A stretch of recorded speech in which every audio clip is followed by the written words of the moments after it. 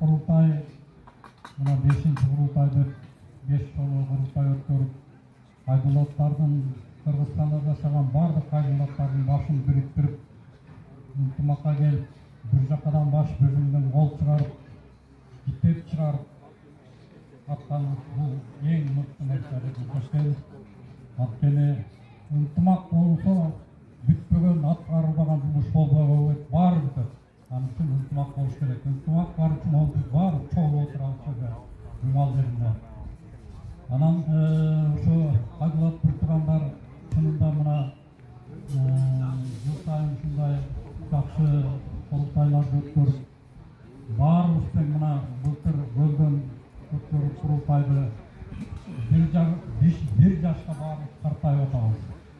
Ошондуктан мен ойлойм, ошо жаштарды көбүрөөк аралаштырып, балдарды көбүрөөк аралаштырып, өзгөчө жанагы чыгарылган китепти балдарга окутуп, урунун каякта эмне болгонун баарын көрсөтүп турсак, мен оюмча курултайдын ынтымагы, курултай Айдулаттын ынтымагынан дагы көбүрөөк көрсөткөн.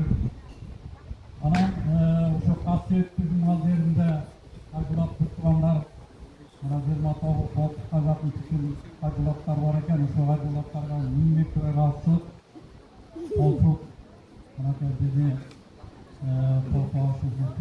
урукуттан ашсак, мына эртеңден ошо баарыңыздарга ошо денсаулык, аманчылык каалайм, бар болуңуздар, аман болуңуздар, эчтекеден кем болбоңуздар, ойлогон ой кылышпасын, өзүңүз тамсыктар болобуз, ынтымагыбыз мындан ары күчө берсин.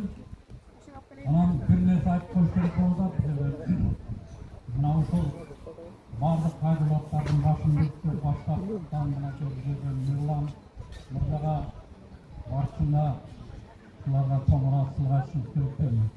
Мына китептин ичинде мына баарыбыз эмне деген мына анча айтылып жүрөт, халыкты деп жүрөт.